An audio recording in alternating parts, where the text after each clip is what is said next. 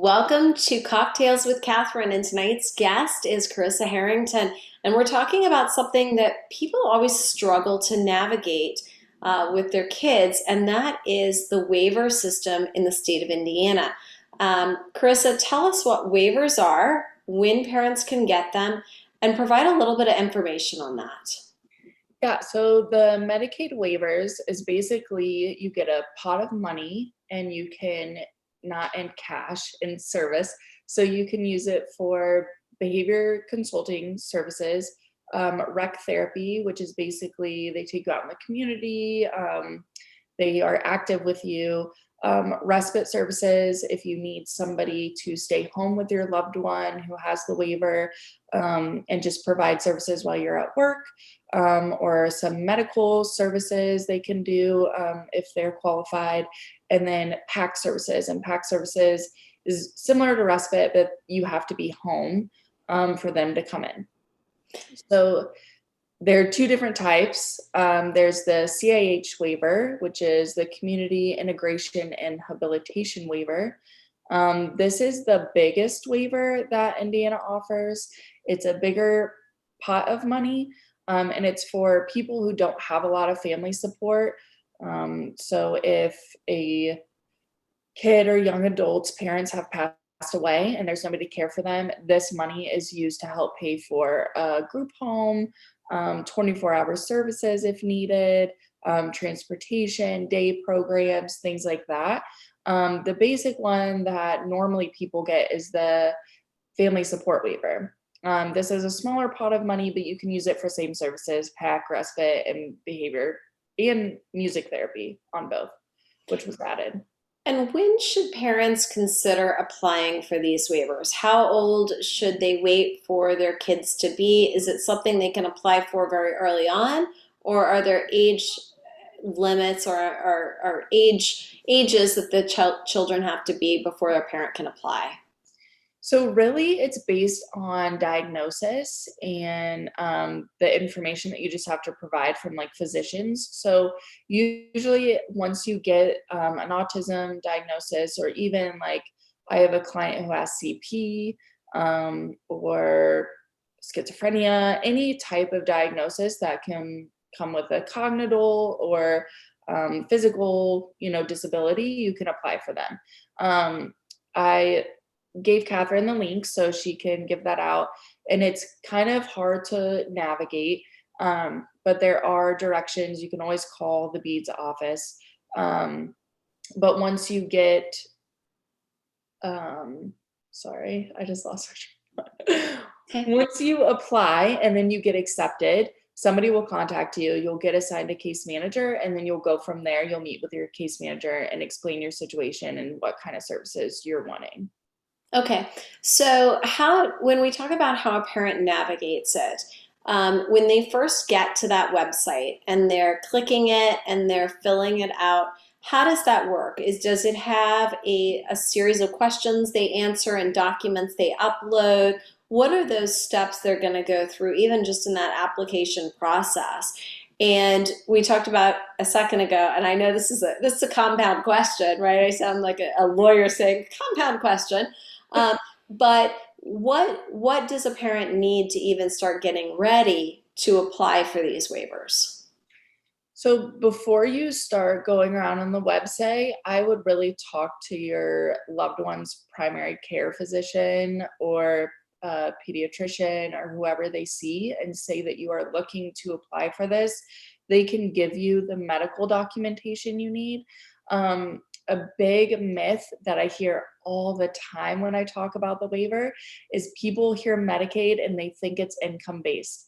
And this is 100% not true. I have a client whose parent makes $500,000 a year and they are on the Medicaid waiver, because it's not about how much the people who are supporting you make. It's really about your potential and how much, if you don't have the potential to make that when your support is gone, I mean, it doesn't matter how much money they make. Right. So really I would talk to your primary care physician, get all the medical information that you're going to need. And then it's kind of like doing your taxes. I mean, there's a ton of like questions, plug and chug, and then documentation you'll have to provide. Yeah. I mean, that is something really important for parents to know because I hear that same thing and I'll sometimes have a family that has a 15, 16-year-old. They've never applied for these thinking that it's all income based because when you typically think about Medicaid, right, we associate that with more government assistance than the actual assistance you can get because you have a child with a disability and we know you're going to need additional services. So Mhm. once a parent has gotten through, they've submitted their application, they get accepted, they find out that they can use those waiver funds. What is their next step there? So they'll be contacted by somebody in the beads office.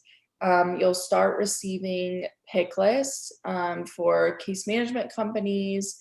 And then once you pick a case management company, sometimes there has been a little bit of switch in this process. So either you'll get assigned a case management company or you'll get a pick list, which is a list of all of the case management companies in Indiana.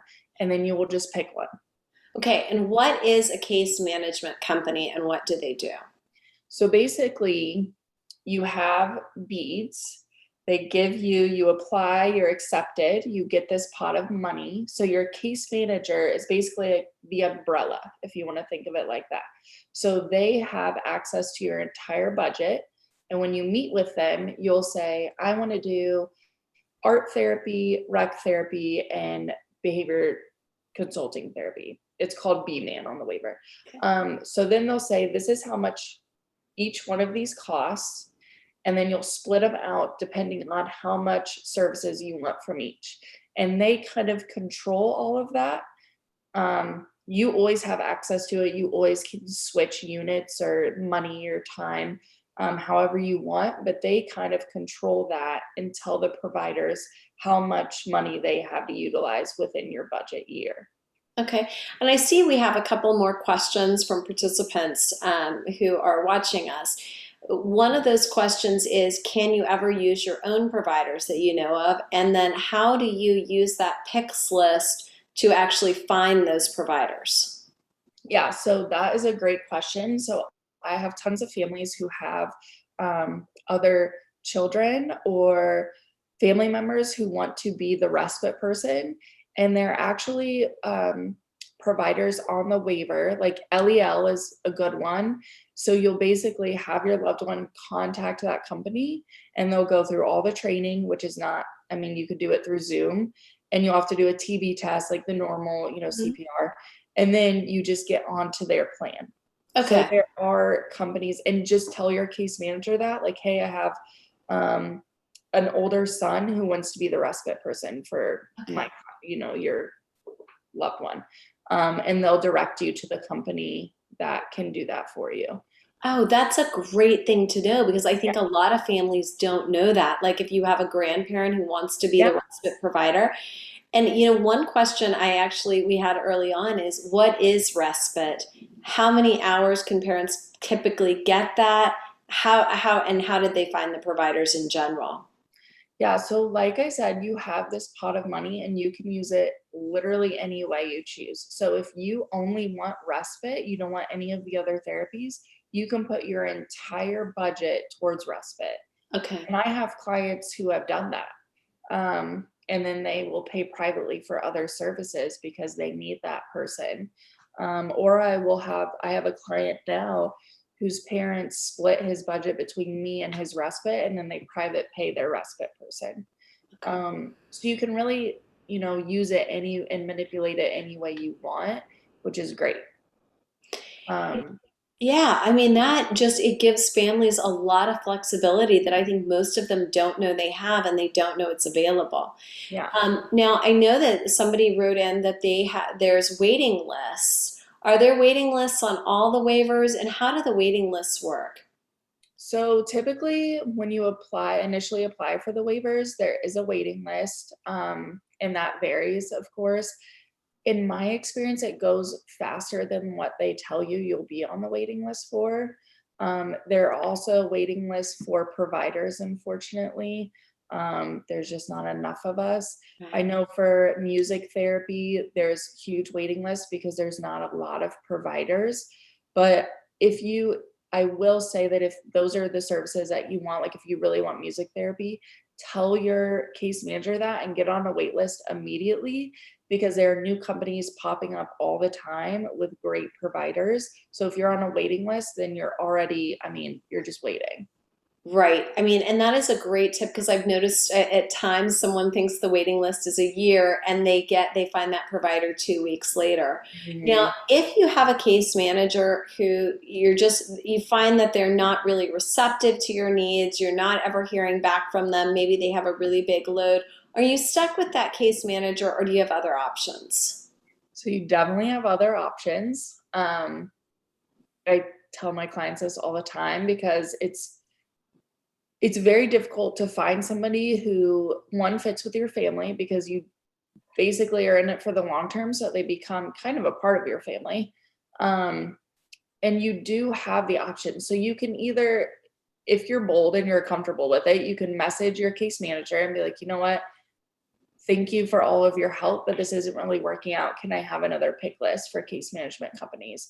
If you don't want to do that, you can always contact Beads and say, I need another case management pick list, and they'll send it to you, and you just sign it and send it back to them, and then somebody from that company will contact you. Unfortunately, many people cannot recommend the good companies because it's unethical. So if you know other parents or other people who have these services, I would say definitely reach out, contact Facebook groups and ask for recommendations so you're not wasting your time going through like company after company after company, so you can have consistency for your loved one. Yeah, I mean that's an important thing to do, and you're right because it's really hard unless you're talking to other parents to find out even who are the good providers, who is a good behaviorist, so to speak, who's Yeah. going to be the good case management company. What age do your children age out of these services, and then what services are available after that for adults with disabilities? So the great thing about the waiver is you don't age out. That is Um, a fantastic thing. That's yes, fantastic. you can have it until you die.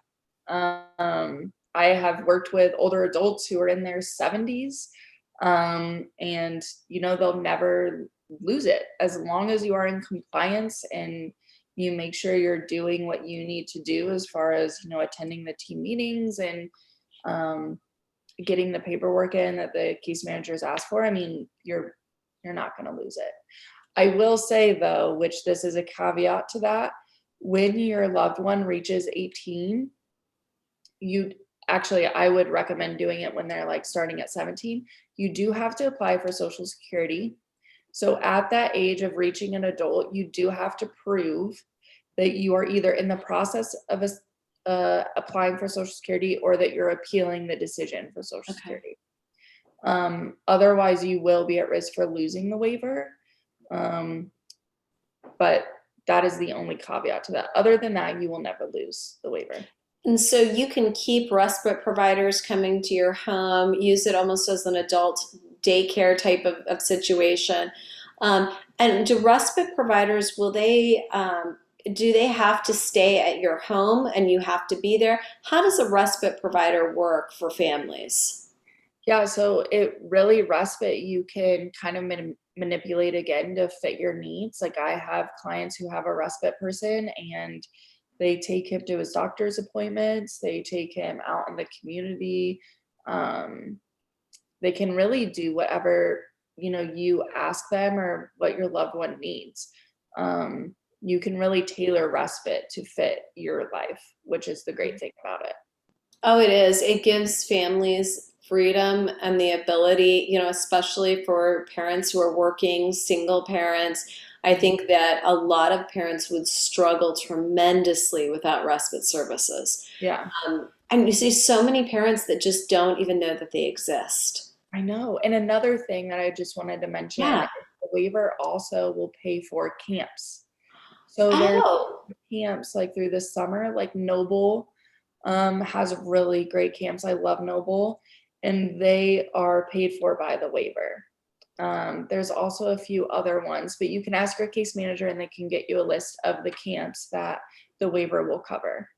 Okay, that's fantastic. Mhm. Chris, is there anything else before we open it up for discussion and sort of end our recording? But anything else that you want those who missed our cocktail evening discussion to know? I would just say really be bold and be empowered to, find the person that fits your family and your needs. And if they're not meeting your expectations, to find someone else because, you get this budget and it has great services and your loved one deserves the best. So I would just encourage you to just have that in the forefront of your mind when you're interviewing and you're talking with your case manager. Okay, that's excellent information. All right, we'll be taking everybody's questions. Remember, keep them general. And that's all for this video short. Thanks for joining us.